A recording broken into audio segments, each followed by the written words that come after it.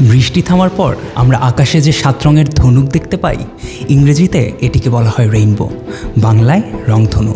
কিন্তু রাজনীতিতে কিন্তু রেইনবো শব্দটি দ্বারা আবহাওয়ার খেলা বোঝায় না, বরং এটি দ্বারা বোঝায় অনেকটা বৈচিত্র্যের উৎসবকে অথবা ঐক্যের প্রতীক হিসেবে রেইনবো শব্দটিকে ব্যবহার করা হয়। ঠিক যেমন রংধনুর মতো প্রতিটি রং আলাদা, কিন্তু প্রত্যেকটি রং মিলিয়েই একটা অসাধারণ সুন্দর দৃশ্য তৈরি করে। 1994 সাল, দক্ষিণ আফ্রিকা তখন কেবল মুক্তি পেয়েছে বর্ণবৈষম্যের শেকল থেকে। তখন সময়টা কিছুটা ঘোলাটে, দেশ জুড়ে ভিন্ন বর্ণের মানুষরা একে অপরের দিকে তাকিয়ে আছে, কিছুটা আশা কিছুটা দ্বিধা নিয়ে। ঠিক তখনই আর্চবিশপ ডেসমন্ড বললেন, we are A rainbow nation. তিনি এই কথাটি দিয়ে মূলত কী বুঝিয়েছেন, বা রেইনবো ন্যাশন অর্থই বা কী? তিনি মূলত বুঝিয়েছেন কালো সাদা মিশ্র এশীয় সবাই একই দেশে একই পতাকার নিচে সমান মর্যাদা নিয়ে বসবাস করবে।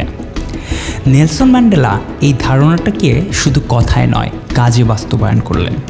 তিনি বললেন, we are A rainbow nation at peace with itself and the world. এই এক বাক্যে তিনি মূলত ভবিষ্যতের ছবি এঁকে দিয়েছিলেন, যেখানে অতীতের ঘৃণা মুছে গিয়ে থাকবে শুধু সম্মান, সমতা ও একসাথে বাঁচার ইচ্ছা।